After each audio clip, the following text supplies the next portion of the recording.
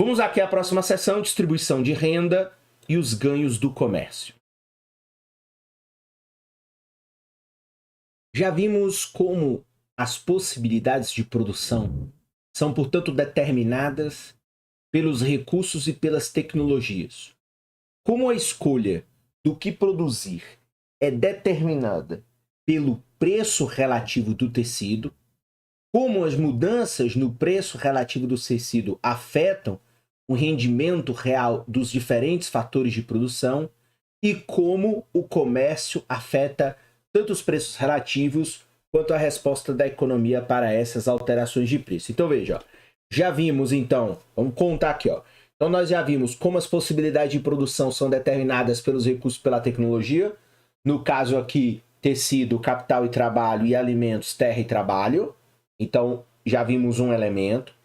Como a escolha do que produzir é determinada pelo preço relativo do tecido, e nós vimos aí basicamente na última sessão, a segunda questão importante.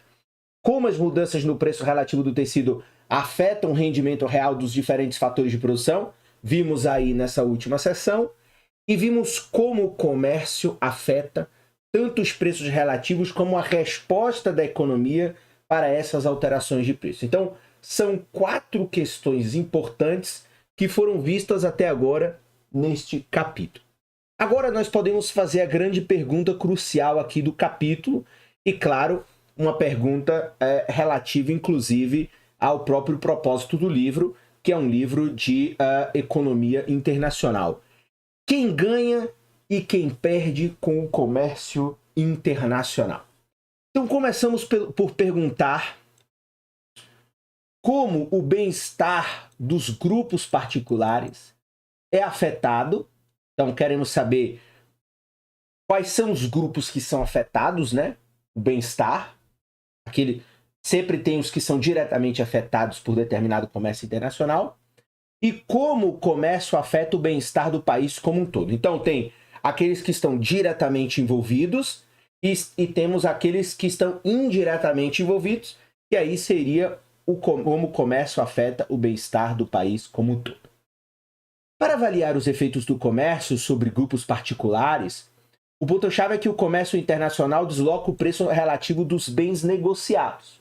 Então, vimos na sessão anterior que a abertura ao comércio aumentará o preço relativo do bem no novo setor de exportação. Então, a gente viu lá na sessão anterior que a abertura ao comércio internacional faz com que, portanto, naquele país você passe a usar um preço relativo do bem maior por causa do comércio internacional.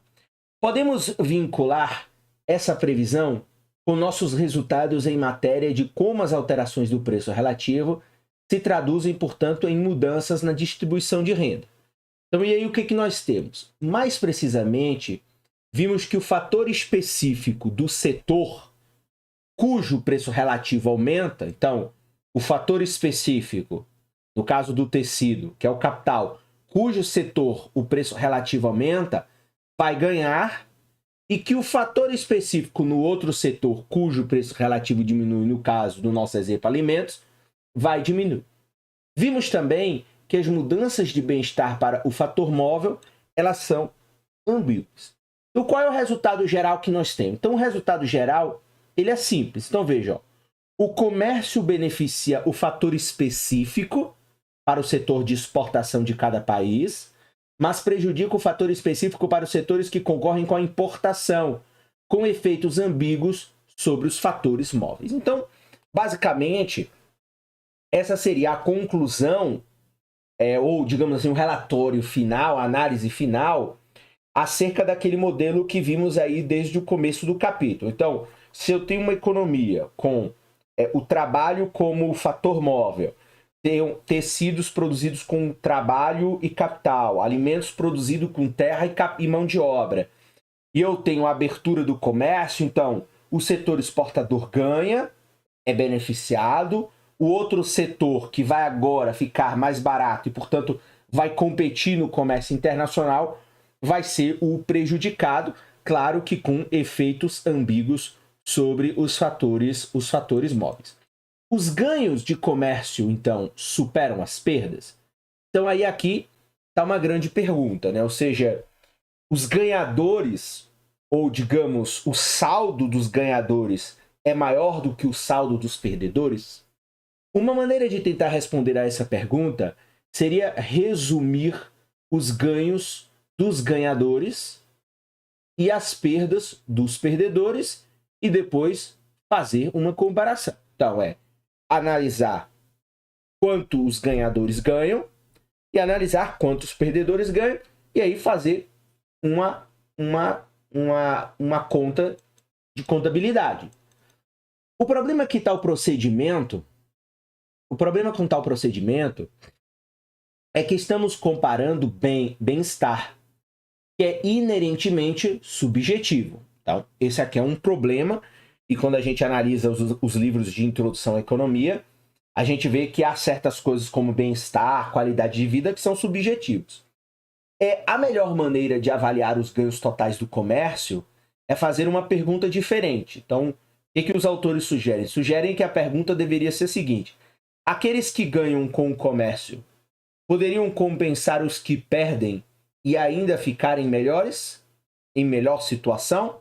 Ou seja, eu ganho, compenso o perdedor e ainda fico numa situação confortável? Se assim for, então o comércio é potencialmente uma fonte de ganhos para todos. A fim de mostrar os ganhos agregados do comércio, precisamos de algumas relações básicas entre os preços, produção e consumo. Em um país que não pode fazer comércio, a produção de uma mercadoria deve ser igual ao seu consumo. Então, aquele país lá fechado, então tudo que ele produz, o ideal é que seja consumido. Então, se deter a demanda de tecido por o consumo de tecido e o DA, o consumo de alimentos, então em uma economia fechada nós vamos ter o seguinte, que a demanda por alimentos é igual à quantidade de tecido e a demanda por alimento é igual à demanda por tecido, a quantidade por tecido.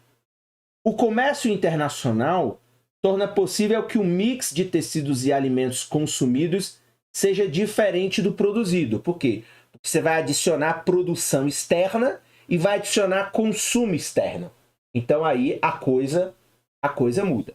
No entanto, enquanto as quantidades de cada bem que um país consome e produz podem diferir, um país não pode gastar mais do que ele ganha. Portanto, veja, o valor do consumo deve ser igual ao valor da produção. Isto é, então o que nós temos aqui?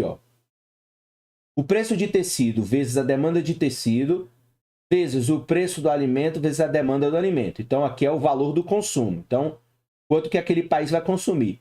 Mas o valor do consumo deve ser igual ao valor da produção. Então, o valor da produção, nós temos o preço do tecido vezes a quantidade, mais o preço dos alimentos vezes a quantidade de alimentos. E eu acho que aqui tem um erro que também é mais, né? Tá como vezes.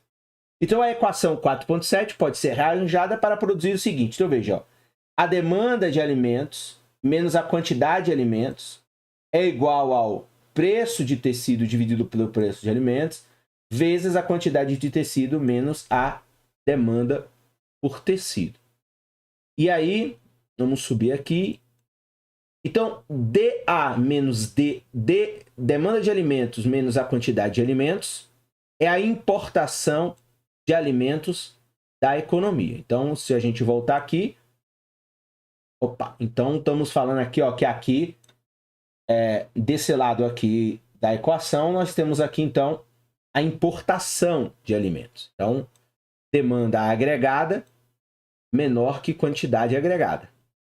E aí, se a demanda for 100 e a quantidade produzida no país for 30, você vai importar 70. O montante pelo qual o consumo de alimentos excede a sua produção. Do lado direito da equação, temos o produto do preço relativo do tecido e o montante pelo qual a produção do tecido excede o consumo. E aí aqui nós temos a questão do preço relativo vezes o montante do qual a produção de tecido excede o consumo, ou seja, a exportação de tecido. Então aqui já vai ser exportação, ou seja, aqui a quantidade produzida é maior e a demanda interna é menor. porque o saldo é enviado para o exterior em forma de exportação. A equação, então, afirma que, veja, as importações de alimento são iguais às exportações de tecido vezes o preço relativo do tecido. Embora isso não nos diga quanto a economia vai importar ou exportar, a equação ela mostra uma questão importante, que é a quantidade que a economia pode importar, ela é limitada ou restrita pelo montante que ele exporta. Então, são as chamadas restrições do comércio internacional. Então, por exemplo, no caso brasileiro, apenas para ficar no exemplo, então, assim, as nossas importações dependem das nossas exportações. Então, por exemplo, como o Brasil tem saldo positivo, significa que, por exemplo, um dos papéis do agronegócio é vender para o exterior, trazer saldo positivo para a economia brasileira, para que outros setores importem mais coisas. Então, a economia, e aqui é um ponto-chave, faça suas anotações aí. Se você estiver realizando as suas anotações, não deixe de fazer essa observação, que é o fato, portanto, de que a equação ela mostra que a quantidade que a economia pode importar é limitada ou restrita pelo que ela exporta. Por isso que economias muito pobres, inclusive, por exemplo, economias da África, que têm dificuldade de se integrar ao mercado internacional e exportar, têm dificuldades também de importar. Enfim, por uma série de razões que ao longo deste livro você vai observando e vai, enfim, acrescentando conhecimento a essa frase. Portanto, a equação 4.8 é conhecida também como uma restrição orçamentária. E aí aqui tem uma nota de rodapé que a gente vai ver. Então, essa equação aqui é a restrição orçamentária do país. Ou seja, a sua capacidade de importar mercadorias depende da sua capacidade de exportar. E veja, o que é a restrição? Então, a restrição de que o valor do consumo é igual ao de produção, ou equivalente, que as importações são iguais às importações em valor. Não se mantém quando os países podem tomar emprestado de outros países ou emprestar ele. Por enquanto, supomos que essas possibilidades não estejam disponíveis. Aqui, nós não estamos, portanto, contando que alguns países que não exportam o suficiente para importar, eles podem recorrer a empréstimos. E aí isso viabiliza a capacidade que eles vão ter, portanto, de importar. Mas como diz aqui, ó, isso não vai ser considerado agora. Portanto, supomos que essas possibilidades não estejam disponíveis e que a restrição orçamentária da equação 4.8 aqui ao lado se mantém. Então, a contração internacional de empréstimos é examinada no capítulo 6. Então, depois a gente vai ver a questão do lado financeiro da economia internacional, que mostra que o consumo de economia ao longo do tempo ainda é restrito pela necessidade de pagar suas dívidas aos credores estrangeiros. Então, depois a gente dá uma olhada nessa questão, ok? Então, o importante é ficar aqui apenas no lado produtivo da economia. Então, a economia ela só pode importar aquilo que ela exporta. Lá no capítulo 6, nós vamos adicionar algumas questões relativas às contas financeiras que você tem no comércio internacional, na economia internacional, e, consequentemente, isso permite com que países que não tenham exportação no princípio possam obter financiamento, enfim, se capacitar para depois poder exportar e aí poder também realizar importações. Ok? Então, isso aí é muito importante. A figura 4.11 ela ilustra duas características importantes da restrição orçamentária para uma economia comercial. Então, vamos ver aqui quais são as características. Então, primeiro, a inclinação da restrição orçamentária é menos preço de tecido dividido pelo preço do alimento, que é o preço relativo do tecido. Então, essa é a inclinação da restrição orçamentária. Preço de tecido menos preço de tecido dividido pelo preço de alimentos, que é o preço relativo do tecido. A razão é que consumir uma unidade a menos de tecido economiza preço de tecido para a economia. Isso é suficiente para comprar preço de tecido dividido pelo preço de alimento, unidades extras de alimento. Em outras palavras, portanto, veja, uma unidade de tecido pode ser trocada nos mercados mundiais por preço de tecido dividido por preço de alimento, unidades de alimento. Então, essa é a relação. Então, uma unidade de tecido pode ser trocada no mercado mundial por preço de tecido dividido pelo preço de alimento em unidades de alimento, que é o que vai representar, portanto, a inclinação da restrição orçamentária, essa relação. A segunda questão é que a restrição orçamentária é tangente à fronteira de possibilidade de produção no ponto de produção escolhido. E aí isso vai significar que a economia está usando o máximo dos seus fatores de produção.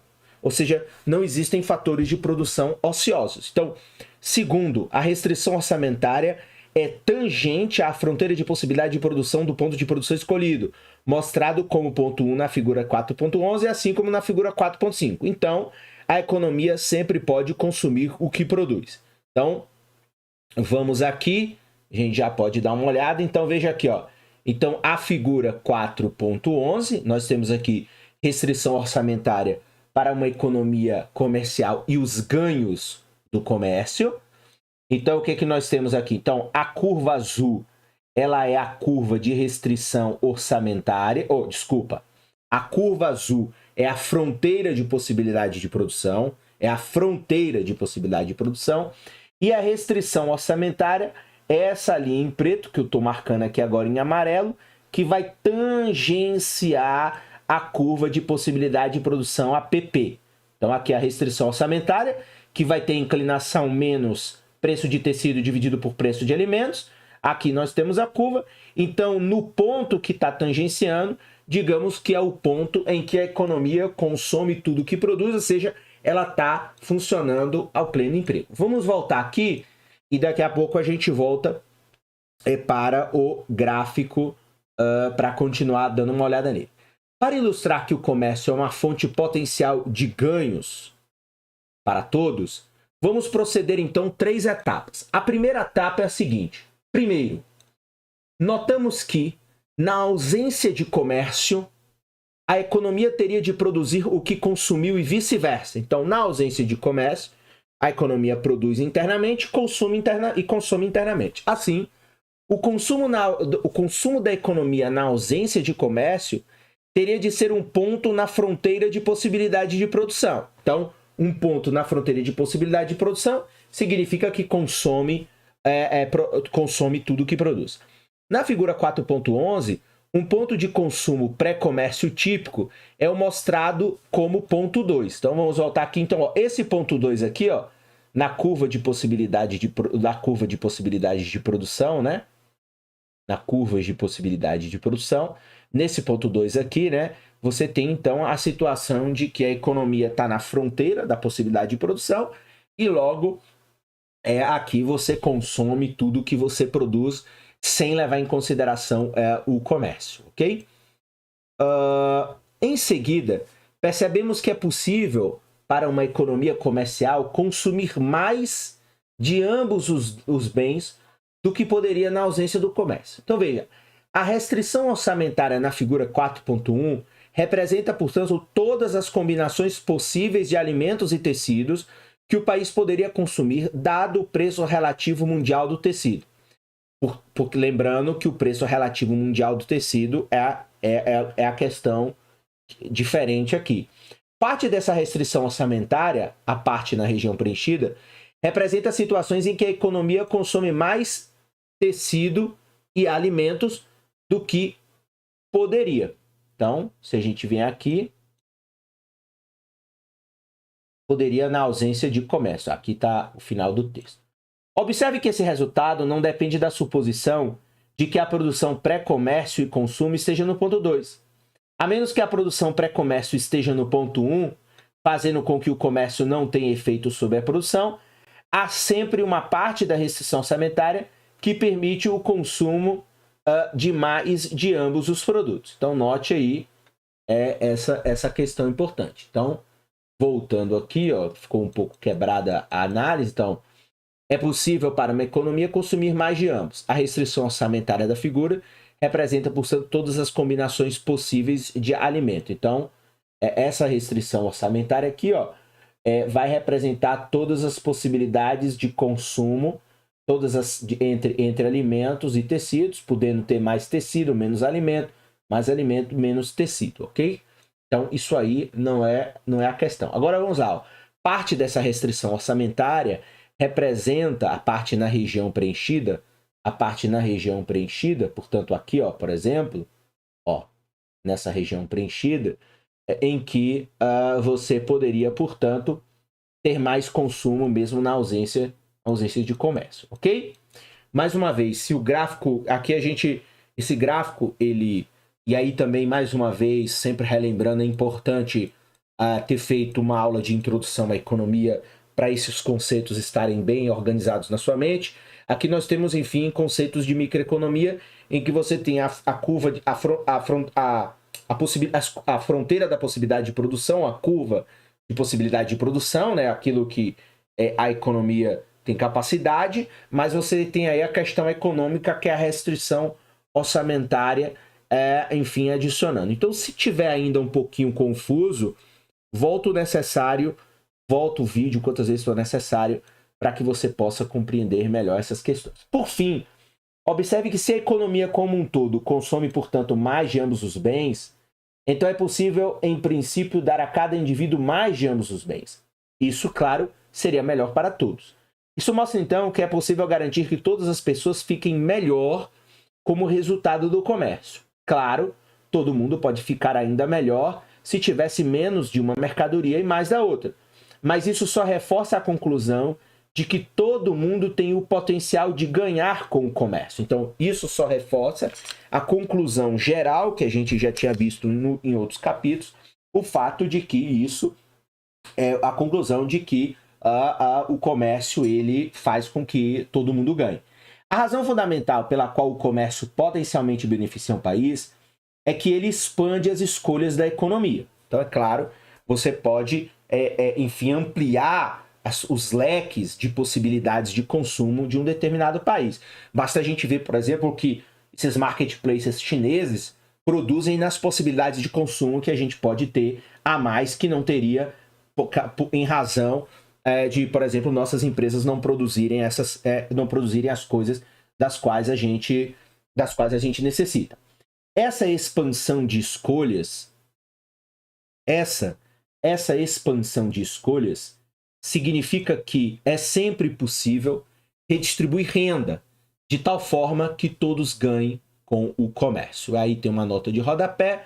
O argumento de que o comércio é benéfico porque aumenta as escolhas de uma economia é muito mais geral do que esse exemplo específico. E aí, veja, tem um artigo clássico aí do Paul Summers, os ganhos, the gains from international trade once again, né, do Economic Journal, portanto um artigo aí de 1962 do Paul Summers. Então é sempre possível redistribuir de tal forma que todos ganhem com o comércio. Depois, mais à frente lá, nós vamos ver que isso aí tem uma crítica, porque na realidade concreta a gente não enxerga, há muitos perdedores, e hoje cada vez mais, né, enfim, a partir aí dos anos 2015, 2020, você vê visivelmente que há grandes players que são perdedores, países que, enfim, se tornaram grandes perdedores no comércio internacional. Dizer que todos poderiam ganhar com o comércio, infelizmente, infelizmente não significa dizer que todos realmente vão ganhar. Então, aqui é só no campo da teoria. No mundo real, a presença de perdedores, bem como de ganhadores, é uma das razões mais importantes pelas quais o comércio ele não é livre, ok? Nessa sessão aqui, cabe a gente apenas, deixa eu só dar uma olhada aqui, a gente já falou, falta a gente só dar uma olhada aqui nessa legenda da figura 4.2, que diz o seguinte, então, ó, só relembrando. Então, o ponto 1 representa a produção da economia, já que a economia está produzindo aqui.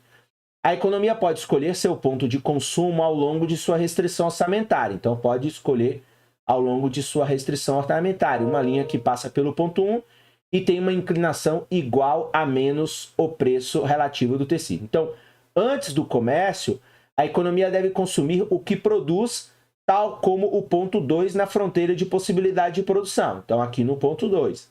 A porção da restrição orçamentária na região preenchida, portanto, aqui, ó, consiste das escolhas de consumo que, pós-negociação viáveis, com consumo de ambas a mercadorias mais elevado do que no ponto 2 de pré-comércio. Então, a porção da restrição orçamentária na região preenchida, então, essa porção aqui que passa por dentro da restrição consiste das escolhas de consumo de pós-negociação, ou seja, do pré-comércio.